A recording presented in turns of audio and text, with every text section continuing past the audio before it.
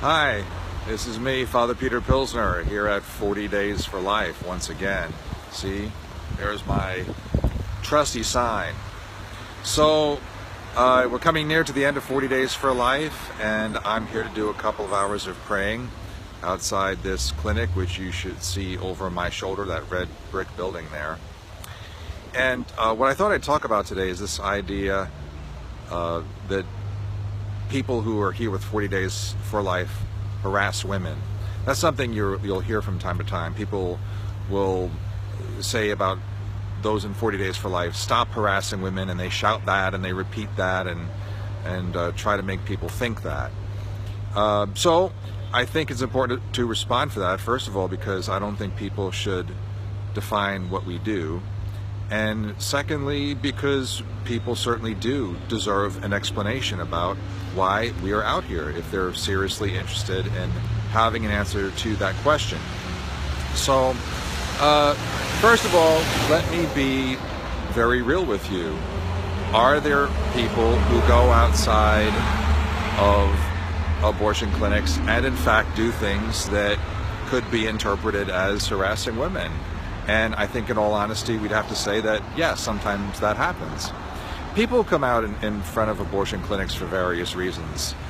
Sometimes it is a matter of frustration, that they're profoundly shocked and offended at the injustice that takes place there, and they have the whole question to answer, like, what do you do?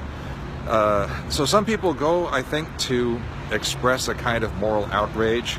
And look, we human beings that we are, people can fall into this trap of somehow feeling like they're affirming their own moral, I don't know, standing by coming out in order to express moral outrage about what goes on in a clinic like the one behind me. That might be one reason. Other times people might feel in their frustration that maybe they can get people to change their minds just by offering information, sometimes even in the form of graphic pictures. And while it is true that some people do make this decision because of a lack of information, I would say generally there's a lot of fear involved. So even before you can give somebody information, you have to break down the wall of fear that's there between you and the person. So here's one way I'm going to try to explain or talk about what I'm doing here, what 40 Days for Life does here. I'm going to tell you a story. It's not a specific story because it's one that has repeated itself hundreds upon hundreds of times with 40 Days for Life and outside abortion clinics just like the one behind me there. So here's a story about a young woman who comes to an abortion clinic because she feels that she is out of options. She feels totally overwhelmed by the thought of having this child. She feels there's no support from her child's father, maybe no support from her parents, no support from her friends. She feels she's going to have to do this all alone. She's feeling, again, overwhelmed by the situation, and she feels she has no other options, no other choice, that this simply can't happen. She cannot get through this, and so she is going to somehow allow herself to believe the magical thinking behind abortion, which is that what happens in an abortion clinic is that they take the pregnancy away, turn back the clock to before the woman became pregnant, and everything can just go on like before, as if this never happened. So our hope is that with 40 Days for Life praying for her, and some of the, well, I mean, again, I'm trying to tell a story, right? In many times it has happened that there are people from 40 Days for Life praying for her, and people who are sidewalk counselors outside of the clinic. And what do? They approach her in the most calm and friendly way possible and say to her, we want to help you. We want to offer you help. You don't have to be alone. You don't have to feel alone. We're here to support you. We can help you get a sonogram. We can help you to get some kind of maternity care. We'll be your friends. We'll be with you.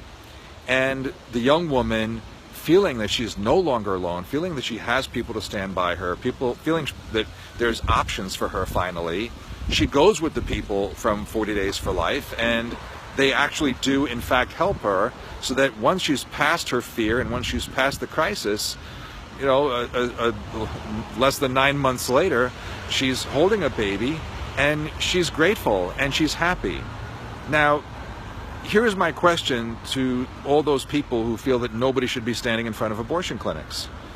The story I just told about the woman who's coming to the abortion clinic in a state of fear, ready to have an abortion, at the very last minute meets people who are ready to help her. She embraces that help. She has her baby. She's happy. The question is this: what is there not to like about that story?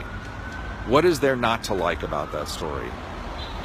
You know, and yet, you know, people who would oppose things like 40 Days for Life would prevent a story like that ever being possible, ever happening. That's why people in 40 Days for Life stand outside abortion clinics. It's not to shame people, it's not to berate people, it's not to harass people, because we understand what's going on, and we understand that these people need help, and we try to be here as just like the last lifeline that we're throwing out to them before they walk through that door. So support 40 Days for Life. If you can't join us here on the sidewalk, join us in prayer. And if you can, in the last few days that are here, go to the 40 Days for Life website, look for us in the Bronx, or look for someplace near you, and at least come out even just for a few hours, just to join us in this effort. We have to believe in what we're doing, and we have to believe in the power of prayer. And with that power of prayer, many blessings will happen, and many lives will be saved. And we hope to God that clinics like this will be shut down and no longer plague our neighborhoods. Thank you very much, and I'll see you on the sidewalk.